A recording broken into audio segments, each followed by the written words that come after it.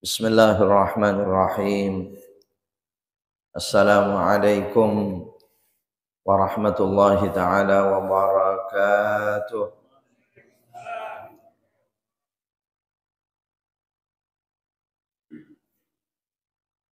Alhamdulillahi rabbil alamin. Alladhi arsyadana ila kulli ta'atihi wa imtithali awamirihi. Walladhi nahana wa zajarana an kulli ma'asiyatihi wa kufrihi. Ashhadu an la ilaha illallah wahdahu la syarika lah. Iqraran bi rububiyyatihi wa bi wahdaniyatihi. Wa ashhadu anna habibana wa nabiyyana Muhammadan abduhu wa rasuluh. I'tirafan bi risalatihi wa bi nubuwwatihi. Allahumma salli wa sallim wa barik ala habibina wa nabiyyina Muhammadin wa ala alihi wa ashabihi al-muhtadina ila sabilih. Subhanaka la ilma lana illa ma 'allamtana innaka antal alimul hakim. Fa'allimna uluman nafi'ah fid dini wad dunya wal akhirah, amma ba'd. Hadratal kurama wal fudala, para alim ulama, para asatidah, para muallimin, para mudarrisin, segenap tokoh masyarakat dan sepuh masyarakat sekitarnya, wabil khusus yang ikut hadir bersama-sama, genap takmir dan pengurus Masjid Al-Mubarak, bapak-bapak, saudara-saudara sekalian, kaum muslimin, kaum mukminin rahimakumullah, seluruhnya yang hadir pada kesempatan mulia pagi hari ini, dan hadirnya kita di tempat yang mulia ini, insyaallah kita semua hamba-hamba Allah yang senantiasa dirahmati, dimuliakan oleh Allah Subhanahu wa taala. Amin. Allah. Sekali lagi kita bersyukur kepada Allah atas rahmat, nikmatnya, hidayah, inayahnya. Allah tabaraka wa ta'ala senantiasa anugerahkan kita kesempatan mulia yang didukung tentunya dengan nikmat sehat, didukung pula dengan afiah kita, untuk yang kesekian kalinya istiqamah mudawamah kita dapat kita amalkan. Tentu bagi orang-orang yang beriman kepada Allah, selalu gembira dengan kesalehannya, ketaatannya, dan ternyata kegembiraan kita itu merupakan bukti dari iman dan takwa kita kepada Allah. Pagi hari ini bapak-bapak, saudara-saudara sekalian, kembali kita akan membahas sebagian hadis-hadis Nabi Sallallahu Alaihi Wasallam dalam ilmu fikih yang masih di dalam bab taharah,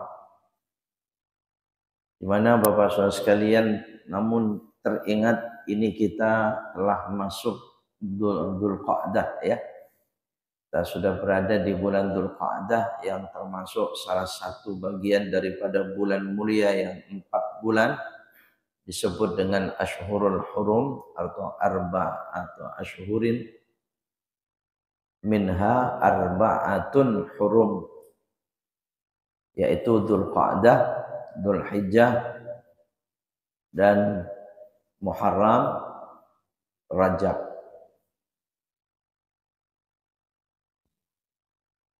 Sebab itu kita senang gembira bersyukur kepada Allah, ibadah-ibadah kita kembali berlipat ganda pahalanya di bulan mulia ini.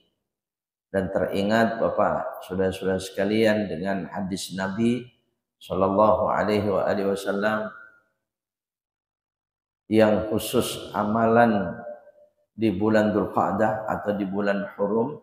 Sering saya menyampaikan di bulan-bulan Hurum itu adalah berpuasa 3 hari, kalau bisa Kamis, Jumat, dan Sabtu, yang Allah berjanji kata Nabi mencatat baginya seperti ibadah 900 tahun.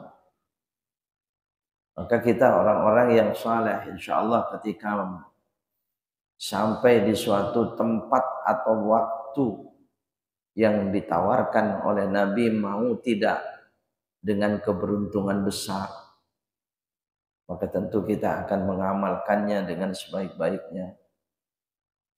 Hanya dengan 3 hari itu dianggap dicatat ibadah 900 tahun. Dan saya sering membahasnya, ini hati-hati dengan pendapat-pendapat yang berbeda. Itu soal perbedaan pendapat. Hadis ini yang menyampaikan dalam kitab yang saya baca itu Mukasyafatil Qulub Al-Imam Abi Hamid Muhammad Al-Ghazali, diriwayatkan oleh Anas bin Malik radhiyallahu anhu. Jadi sangat kuat, dan kesahihannya sangat jelas, Bapak Saudara sekalian. Dan di kitab itu andai kata dari Imam Abi Hamid Muhammad Al-Ghazali yang ditashih kembali oleh Syekh Ahmad Jad, itu fair di situ jika ada hadis dhaif, ada hadis maudhu, ada hadis mungkar, mursal dan sebagainya, itu dicatat semua itu, Pak. Tapi dalam hadis ini tidak ada. Kenapa? Karena sudah cukup kuat dengan sumpahnya Anas bin Malik radhiyallahu anhu. Beliau itu bersumpah bahwasanya kalau saya tidak mendengar hadis ini dari Nabi, biar telingaku tersumbat selama-lamanya, begitu.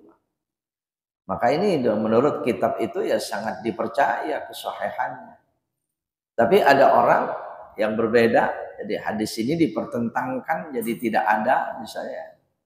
Tidak ada itu perintah puasa yang semacam itu dan sebagainya. Iya Pak, jadi hati-hati dengan pendapat yang demikian. Ya.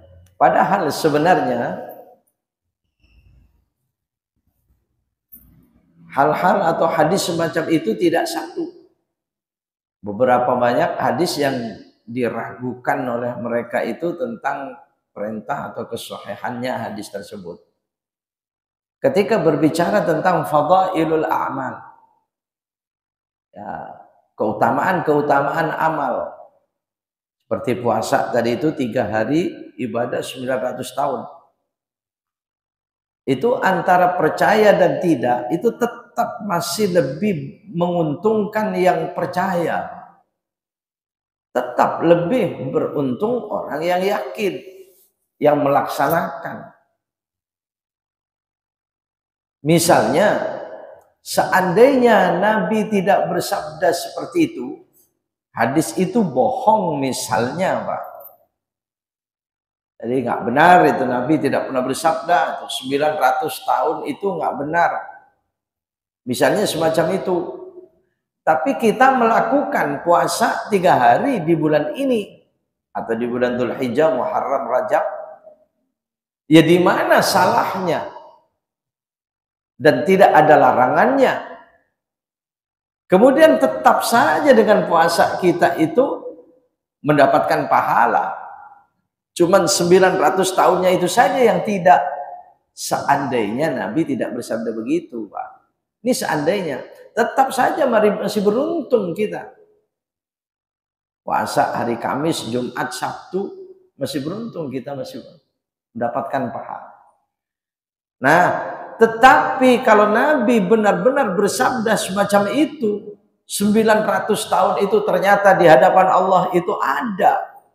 Benar, betapa menyesalnya mereka. Betul tidak? Iya, betapa menyesalnya mereka.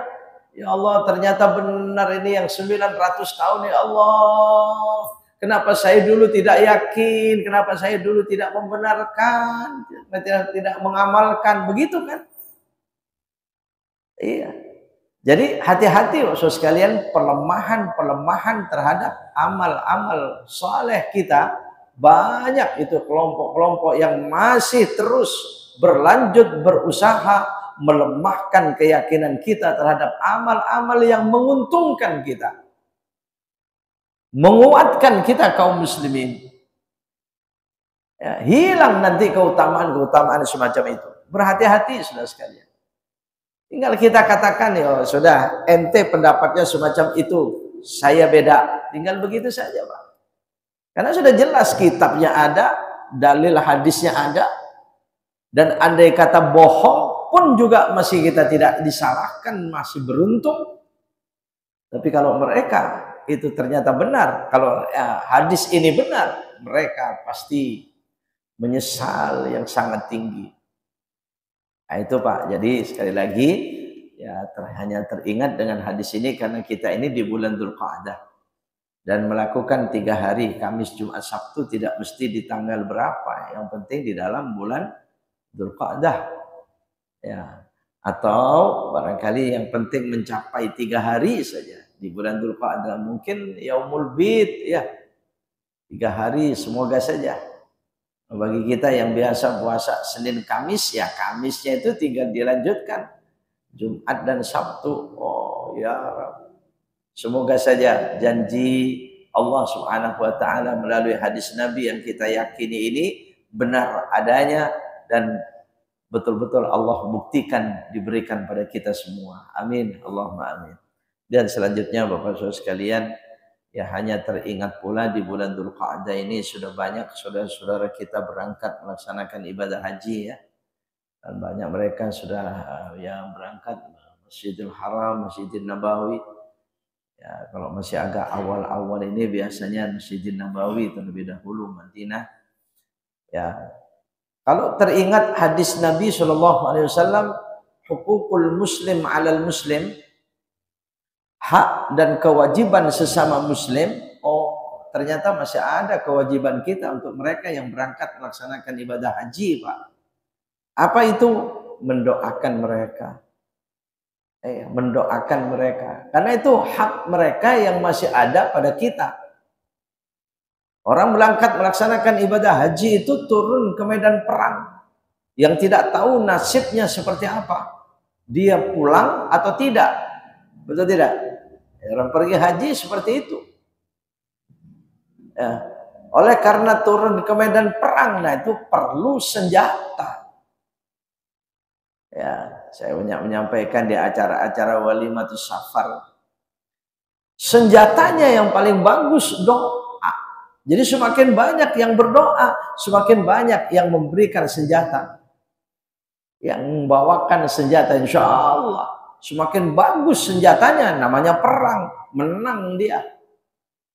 Belum lagi berhadapan dengan hal-hal syaitan-syaitan yang akan merusak dari mabrurnya haji mereka. Sangat penting doa. Allahumma ja'al hajjahum hajjam mabrura wa dhanbahum dhanban maghfura dan seterusnya. Nah, kemudian ketika kita berdoa, doa itu untuk kita sebenarnya. Hakikatnya doa itu untuk kita. Karena ketika kita doakan saudara kita, fa innal malaikata tu'minu. Sungguhnya malaikat itu mengaminkan dan malaikat berkata walaka mithla dzalik, dan bagimu seperti itu. Ya, kita doakan selamatkan saudara kami. Ya, kamu juga selamat. Oh, malaikat yang begitu. Hanya nggak ada ruginya kita doakan saudara-saudara kita sebanyak mungkin.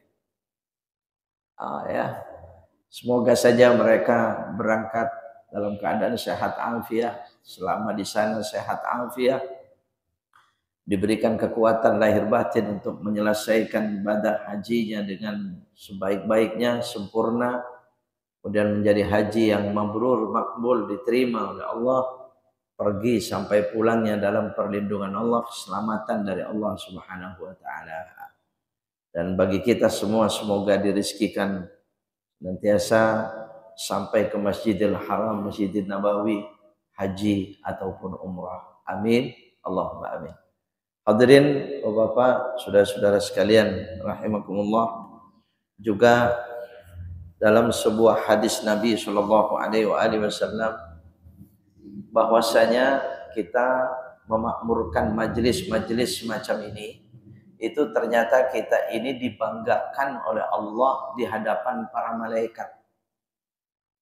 Pak saudara sekalian, ada beberapa kelompok golongan manusia yang dibanggakan oleh Allah di hadapan malaikat.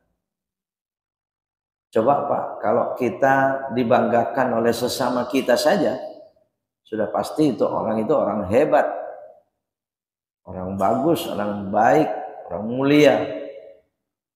Ya, kalau kita dibanggakan oleh presiden aja, wah, presiden ngejempolin kita, itu pasti kita orang mulia sudah. Bagaimana Allah Subhanahu wa Ta'ala yang membanggakan, dibanggakannya nggak tanggung-tanggung di hadapan malaikat, hamba sucinya Allah. Nah, ada Ramadan, di bulan Ramadan itu dibanggakan oleh Allah Subhanahu wa Ta'ala. Kenapa?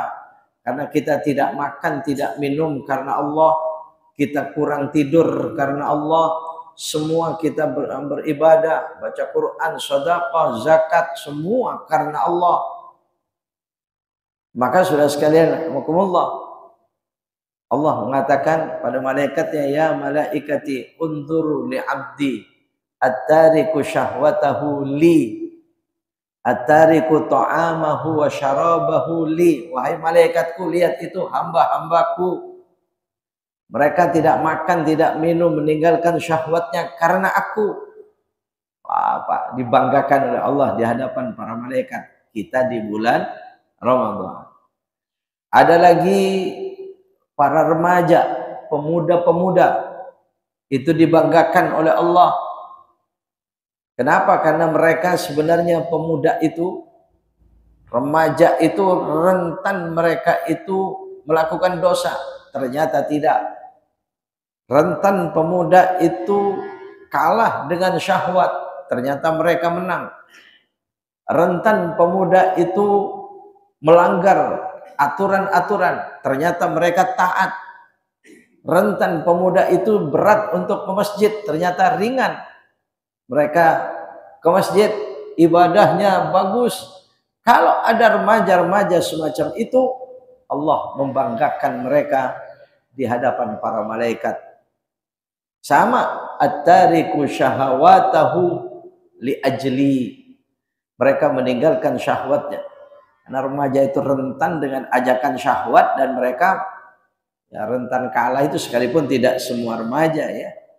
Makanya kalau ada semacam itu, Allah banggakan mereka di hadapan malaikat. Kemudian sudah sekalian, teringat pula kita yang berkumpul semacam ini. Dalam sebuah hadis Nabi Shallallahu Alaihi Wasallam, ketika suatu saat Nabi Shallallahu Alaihi Wasallam keluar dari tempat tinggal beliau menuju suatu halaqah. Halaqah itu ya pertemuan begini. Ada disebut dengan majelis, ada disebut dengan halaqah ya. Ada majelis ta'lim, ada halaqah ta'lim. Dan majelis ilmu ada halaqah ilmu. Nah, itu kalau bahasa hadis itu halaqah. Kharaja an-nabiy sallallahu alaihi wasallam ala halaqatin min ashabih. Nabi pergi ke tempat sahabat-sahabat berkumpul. Ya, seperti kita ini, Pak. Dan berkumpulnya tidak disebut itu apa. Pokoknya berjamaah, berkumpul bersama-sama. Kemudian ketika sampai di hadapan para sahabat, Nabi bertanya, ma ajlasakum, untuk apa kalian duduk bersama-sama berjamaah semacam ini? Apa yang menyebabkan kalian mau berjamaah seperti ini? Ma ajlasakum. Itu kata Nabi SAW bertanya. Sahabat menjawab, qalu jalasna nad'ullaha wa nahmaduh. Dalam redaksi yang lain, jalasna nadhkurullaha ta'ala. Sama maknanya. Iya ya Rasulullah, kami duduk berjamaah bersama-sama di sini bersyukur kepada Allah, memuji Allah, dan kami ingin berdoa kepada Allah. Dalam redaksi yang lain tadi itu, kami ingin berzikir bersama-sama kepada Allah. Jadi mereka duduk bersama itu ingin berzikir berjamaah. Mereka ingin memuji Allah berjamaah. Mereka ingin baca Quran berjamaah. Mereka ingin berdoa kepada Allah berjamaah. Ada satu yang berdoa diaminkan oleh yang lain. Itu yang diinginkan mereka para sahabat. Dan mereka dengan mantap menjawab semacam itu kepada Nabi Shallallahu Alaihi Wasallam. Bapak-bapak sudah sekalian, mereka para sahabat menjelaskan pada Nabi, ala ma hadana lidinihi wa manna alaina bik. Ya Rasulullah, kami berkumpul ini bersyukur kepada Allah karena Allah telah hidayahkan kami dengan agama kami. Turun agama Islam, sampaikan kepada mereka, mereka sangat bersyukur, bersyukurnya dengan berjamaah. Wa manna alaina bik, dan Allah Subhanahu wa taala telah anugerahkan kepada kami hidayah, kenikmatan besar sebab engkau. Kata mereka kepada Nabi sallallahu alaihi wasallam.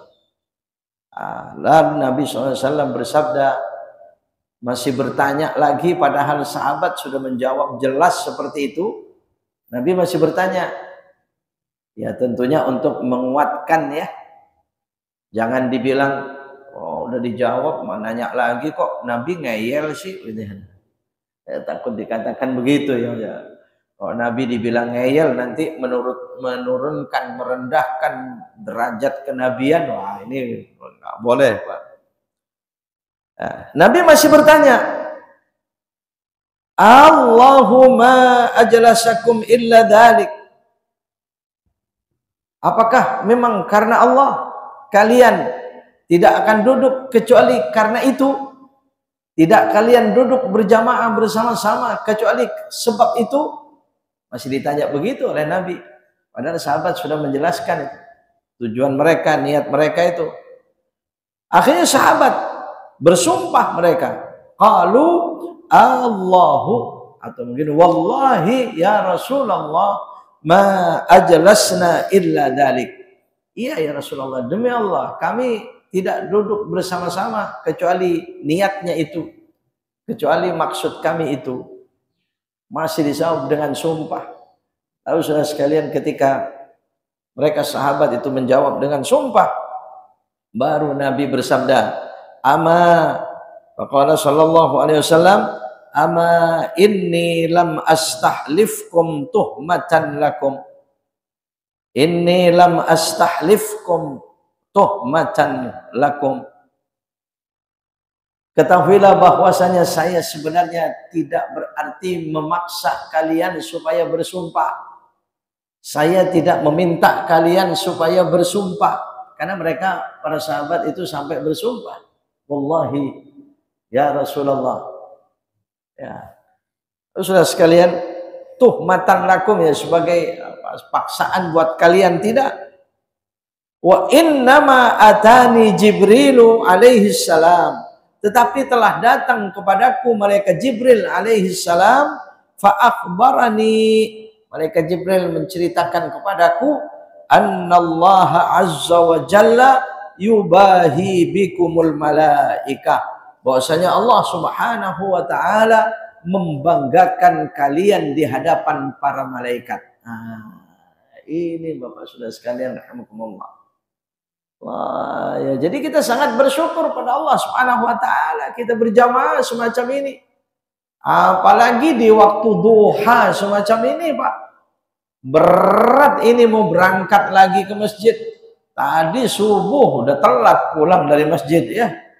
Menunggu isyraq barangkali subuh tadi. Sebentar dia mau berangkat lagi ke masjid. Wah, berat.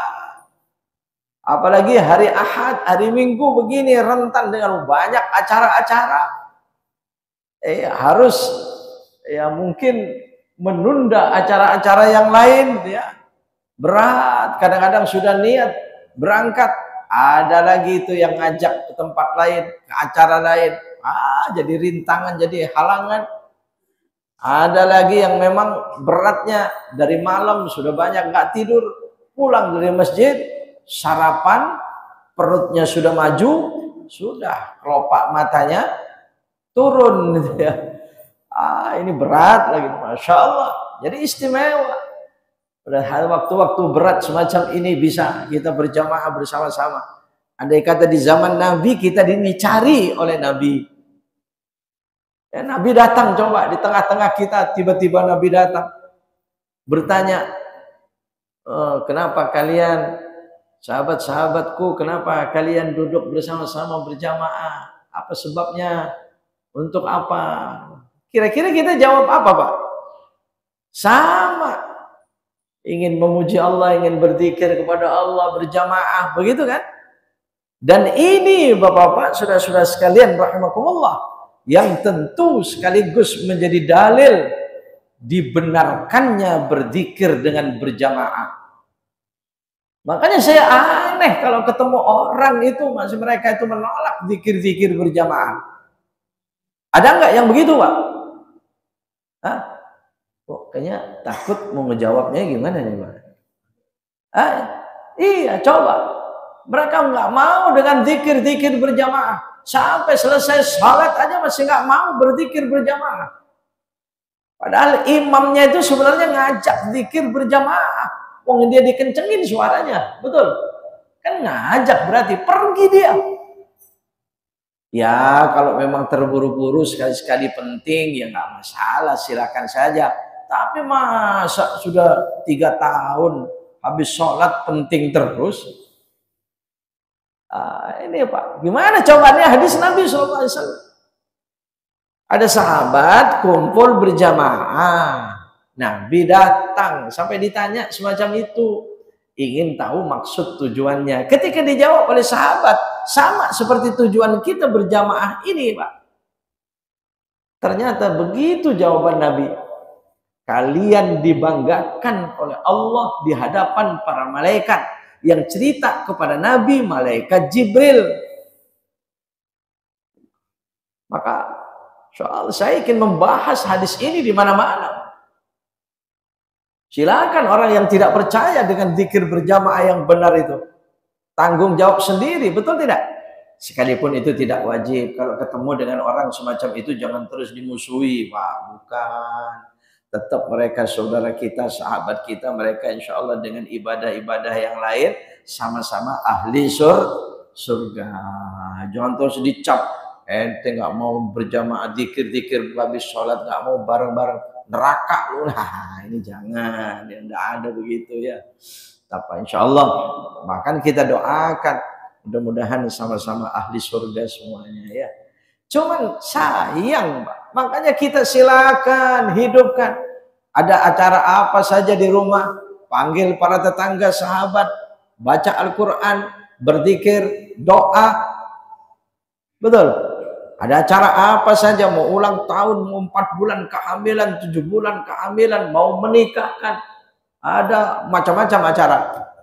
Panggil para tetangga berjamaah. Bahkan kalau dilakukan semacam itu di rumah, maka rumah itu didatangi banyak para malaikat dan rumah itu menjadi rumah bagian dari rumah Allah.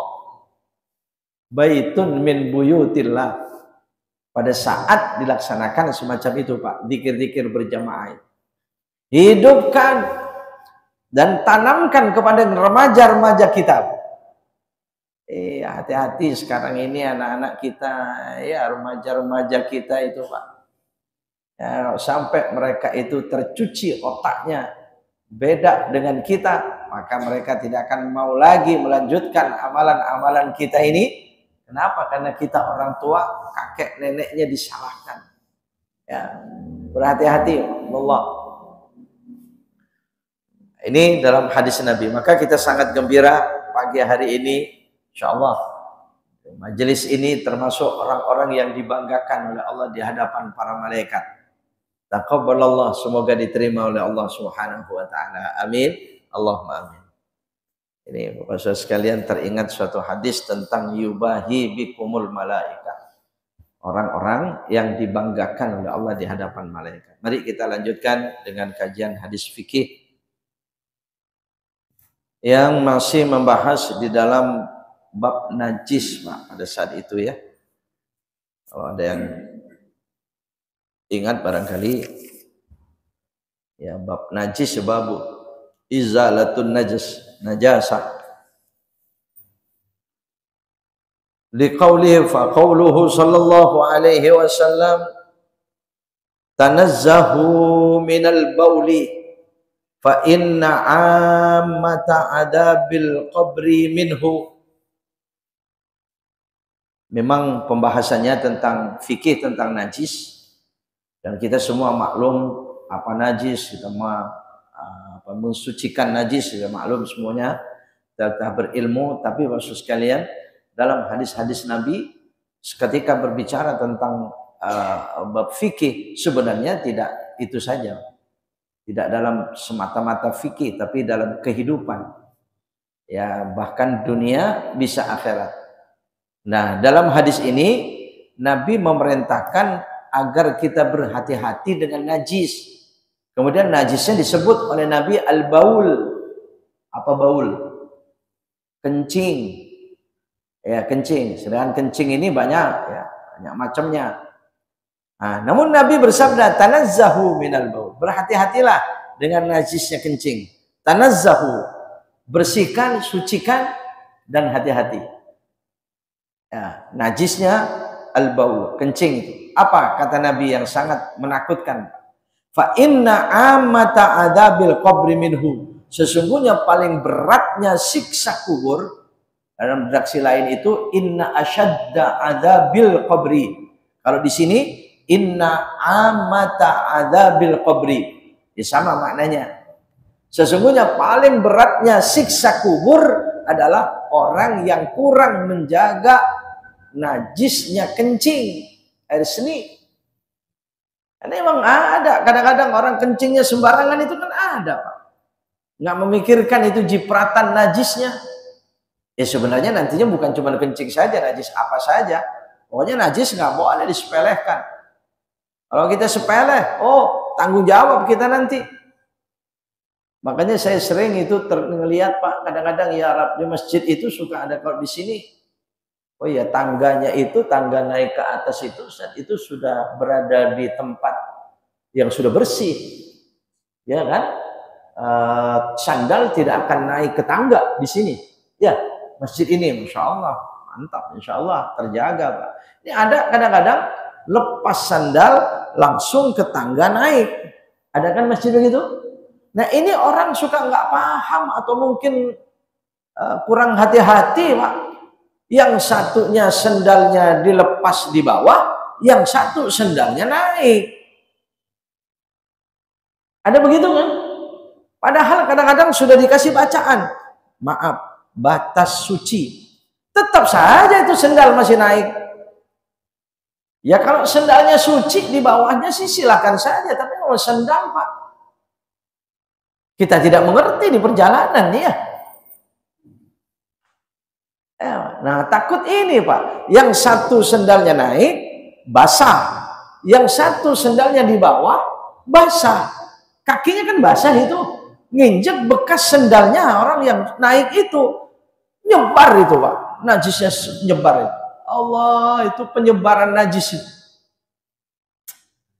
itu jangan sampai itu. Ini masih ada kadang semacam itu. Nah, ini termasuk orang yang kurang hati-hati terhadap najis.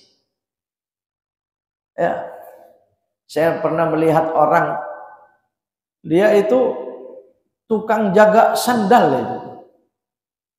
Ya, saya datang berjamaah itu sandal itu.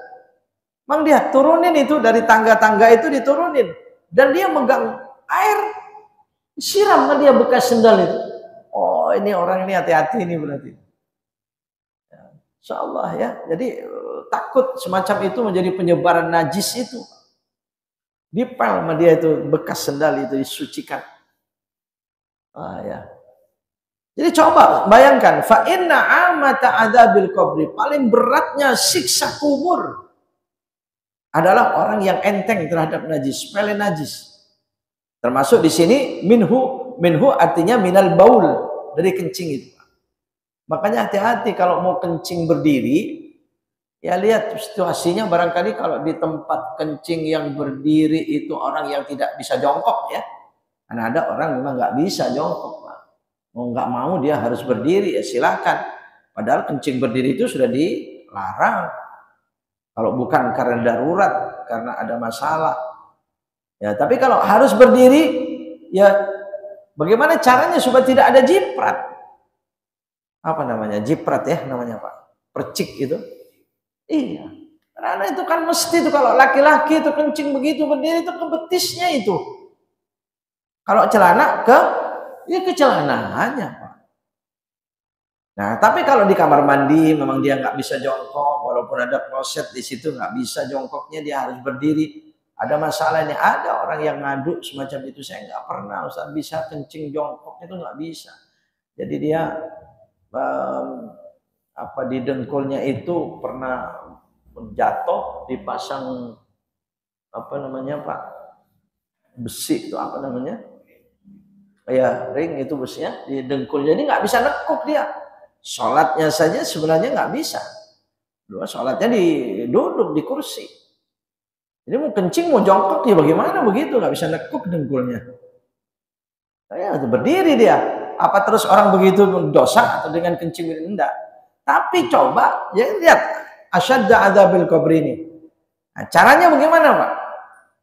Barangkali kalau memang ada tempat seperti di tempat-tempat umum itu ya, nah itu terjaga itu, bahkan bisa dipencet terus itu airnya bisa ngalir terus. Ngalir terus sambil kencing sambil ngalir. Maka kencing di air yang mengalir itu tidak najis. Jadi air yang terus-terus mengalir ada najis, itu air dihitung tidak najis. Akhirnya jiprat dari air yang mengalir nggak najis, Pak. Makanya kalau kan dipencet itu biasanya ya, itu kan, nah itu jangan dilepas. Kalau dilepas berhenti alirannya, nah di situ najis, malah itu dekat sekali dengan celana kita. Nah, atau ya sebisa mungkin lah caranya, keran itu dipegang dengan tangan begini saja, dialirkan ke tembok, ya kan? Dari keran itu dibelokkan dengan tangan itu ke tembok, ngalir ke tembok, kencingnya ke tembok. Nah, itu tidak ada itu jiprat itu, betul? Ya saya hanya teringat barangkali salah satu cara itu seperti itu, dalam rangka menjaga najis, jipratan najis. Jangan sepele kita dengan demikian, akan menjadi siksa kubur yang sangat berat. Allah na'udzubillahi min. Dan hadis ini Bapak Ibu Saudara sekalian, Bapak Saudara sekalian, ini sekaligus menjadi jawaban bagi orang yang selama ini tidak percaya dengan adanya nikmat dan azab kubur. Masih ada itu katanya di kubur itu nggak ada azab, nggak ada nikmat. Kayak pernah nyobain aja. Dia berani ngomong semacam itu, Pak. Nah, kalau kita mengatakan kita yakin dengan adanya nikmat dan azab, jangan ditanya, emang kapan nyobain? Jangan begitu. Kan ada hadis, ya ada hadis. Ya. Malah mereka itu berdalil dengan ayat Quran, surah Yasin itu. Orang tidur itu, orang kubur itu tidur katanya ya. Surah Yasin kan membahas begitu itu. Qalu ya wailana man ba'atsana mimmar qadina. Nanti ketika dibangkitkan di hari pembangkitan di kiamat, mereka berkata, aduhai siapa yang membangunkan kami dari tidur kami. Nah, di tidur di sini kubur. Akhirnya mereka mengatakan, lihat itu ayat Qur'annya, di kubur itu tidur. Yasin, ayat Quran mengatakan mereka di alam kuburnya itu tidur. Bagaimana ada siksa? Bagaimana ada nikmat? Bagaimana ada siksa? Nggak ada. Adab kubur nggak ada. Nah, ternyata lihat ini hadis Nabi Sallallahu Alaihi Wasallam. Ya, fa inna amata adabil qabri. Jelas itu adabil qabri. Belum lagi Nabi bersabda yang suka dibaca di talqin itu. Ya. Ya, gimana itu, Pak? Fa inna su'alal munkar wan nakir haqqun wa anna na'imahu haqqun wa adzabahu haqqun. Begitu kan? Itu kan sabda Nabi semua itu, bahwa nikmat kubur itu hak, azab kubur itu hak. Hak itu artinya benar. Jadi ini bab najis dalam ilmu fikih, tapi ternyata ya, hadis Nabi Shallallahu Alaihi Wasallam itu bukan semata-mata najis, tapi akibat dari najis itu dalam kehidupan. Ya.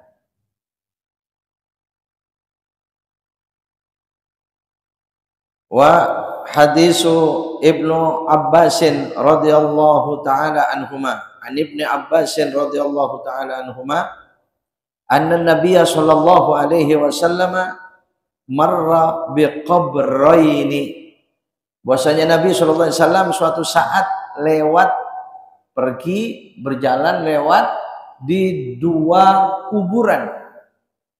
Nabi lewat di suatu kubur, ada dua kuburan. Faqala sallallahu alaihi wasallam, maka Nabi bersabda, innahuma yu'adzibani. Lihat, ini ada dua kubur, maka dua kuburan ini sedang diazab.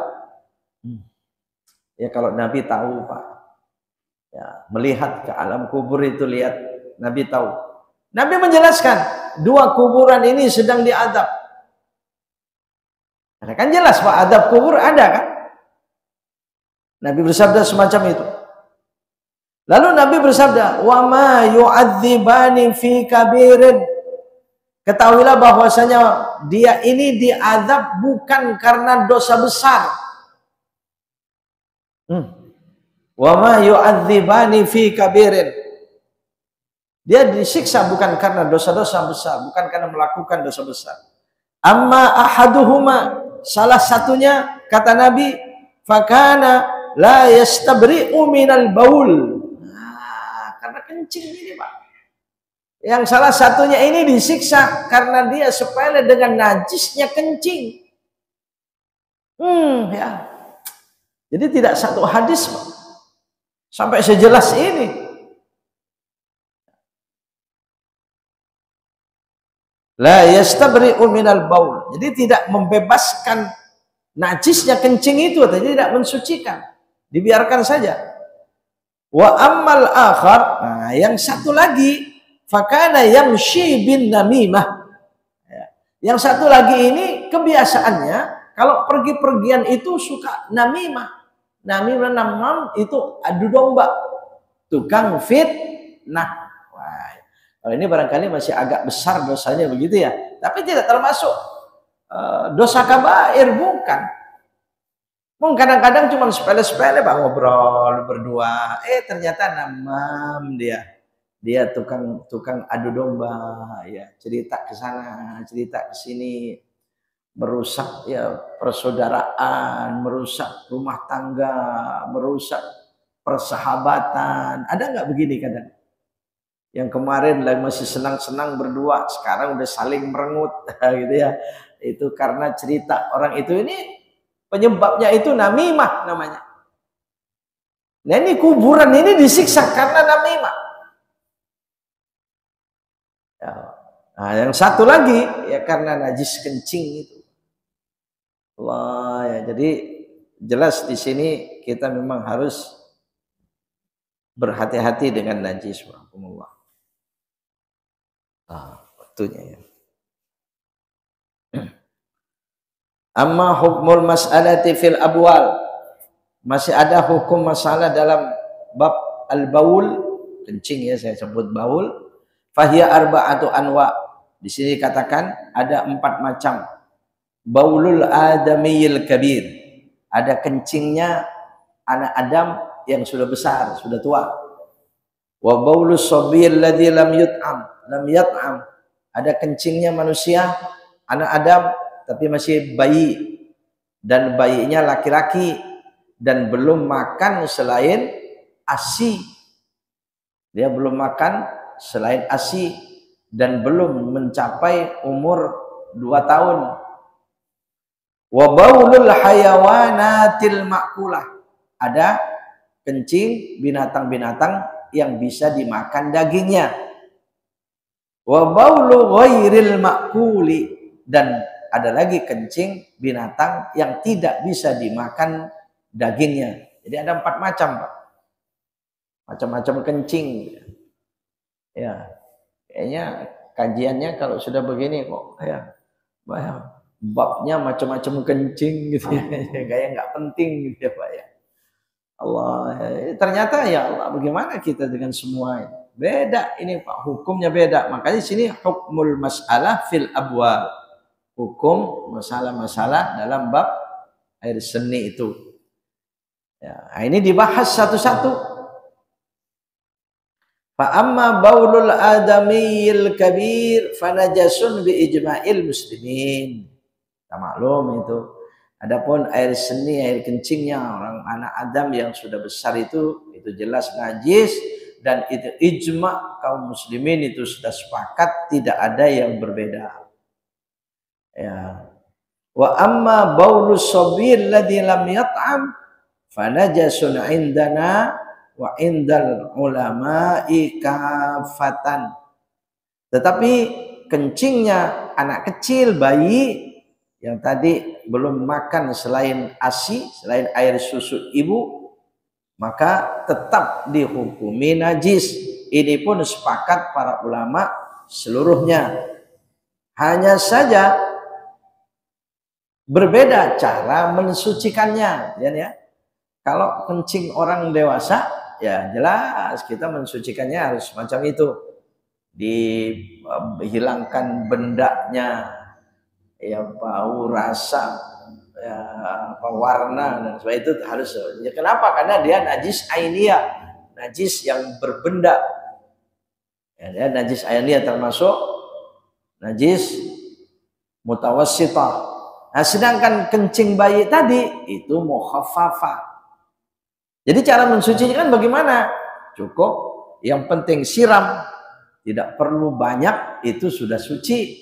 Jadi kalau ada kencing di tengah begini, di keramik misalnya ya, di ubin, kemudian disirami lebih banyak dari kencingnya itu, airnya setengah ciduk, itu sudah suci, dipel udah bisa. Yang penting udah kesiram. Ya, dan ini ternyata dalam sebuah dalilnya sabata anna nabis umumul hadis wal qiyas alal kabir wa thabata anna nabiyya sallallahu alaihi wasallam nadaha thawbahu min bailis sabi. Nabi pakaiannya, bajunya itu pernah kejiprat kencingnya bayi yang semacam tadi, Pak. Entah bayi siapa, Allah alam, pokoknya pernah Nabi pakaiannya semacam itu. Kemudian nadaha, Nabi mercikkan air ke pakaian yang terkena kencing itu. Kena di sini dia, dengan diambilin air, siram di sini aja. Jadi di sini sudah basah bajunya, lebih banyak dari kencing yang kejiprat itu, sudah suci. Tidak mesti dicuci, mengalir, ya diperas banyak, enggak perlu begitu. Coba kalau kena kencingnya orang tua, ya enggak cukup begitu. Gitu. Itu pernah terjadi kepada Nabi Shallallahu Alaihi Wasallam. Ya, min baulis sabi. Wa amara bin nubhi minhu. Ya, Nabi pun menganjurkan. Jadi kalau siapa yang terkena najis semacam ini, caranya begini. Dipercikkan air. Percik, nadhaha itu kalau artinya percik, memercik, apa namanya Pak? Ya kalau sekarang kan ada keran ya. Pakai keran sedikit, ya, cukup, udah suci itu sudah. Kalau kencingnya, tapi kan jarang sekarang, mana sih bayi yang sampai 2 tahun nggak makan lain selain ASI, umur sebulan aja udah makan macam-macam, minumnya udah macam-macam ya. Nah, jadi kayaknya, dan itu bayi laki-laki, kalau perempuan tidak berlaku. Sobiyun, bukan sobiyatun. Ya. Kalau ada bayi perempuan, ya belum sampai umur 2 tahun itu cuman ASI, nggak berlaku, tetap saja kencingnya najis sama seperti orang dewasa. Itu kalau bayi perempuan. Ya memang beda. Hukumnya semacam itu. Falau lam yakun najasan lam yamdah. Andai kata kencing tadi itu tidak najis, maka Nabi tidak akan memercikkan air. Itu najis, tapi cara mensucikannya ringan. Wa amma baulu baqil hayawanatil lati la yukalu lahmuha. Ya. Binatang-binatang, kencingnya binatang-binatang yang bisa dimakan dagingnya itu tetap najis. Tapi najisnya masih tergolong najis mutawassithah. Ya. Kemudian kalau yang tidak bisa dimakan dagingnya, la ya'kulu lahmuha fanajasun indana. Wa inda Malik wa Abi Hanifah wa Ahmad wal ulama kafah. Wah, itu jelas najisnya termasuk najis berat yang disebut dengan najis mughalladhah. Karena tidak bisa dimakan dagingnya, Pak. Seperti apa namanya? Anjing, babi. Tapi ada binatang tidak termasuk mughalladhah, tapi tidak bisa dimakan dagingnya. Ya kucing. Kencingnya ya najis juga, tetapi dan dagingnya tidak bisa dimakan. Cuman bukan najisnya seperti najis anjing itu, sentuhannya tidak batal, tidak najis. Ya, apa itu banyak Pak yang tidak bisa dimakan dagingnya itu ya, kucing, apa mungkin kera itu ya, monyet itu kan nggak bisa dimakan dagingnya itu. Sebenarnya tidak bisa dimakan, cuma ada orang bandel aja masa ada sate kera, sate keong, sate bekecot, sate ya Allah, itu orang yang masih ya manusia yang orang lain ngeri, takut, jijik, dia malah doyan. Gimana ya? Alladzi la yu'kalu lahmuha. Ini waktunya yang kurang berkenan ya Pak, mungkin sudah lewat 15, sudah 1 jam. Mungkin saya mohon maaf cukupkan sekian terlebih dahulu. Sebenarnya masih panjang pembahasan najis ini. Ya, silakan mungkin ditambahkan Pak. Karena ya sampai kepada sekecil-kecilnya, misalnya nanti ada tumpukan debu, kemudian musim angin, debunya ini debu najis. Ya kalau di kota-kota seperti sekitar ini, jadi sekitar kita kayaknya enggak ada ya. Kalau di kampung-kampung bisa jadi, atau ya bisa di sekitar kita Pak. Di kampung-kampung itu kotoran kambing, sapi itu ditumpuk mengering, kalau ada angin, iya kan? Ya kalau anginnya kenceng, gede itu berterbangan debu itu kan. Ini Pak, di kita kayaknya nggak ada semacam ini, tapi mustahil aja di mana-mana.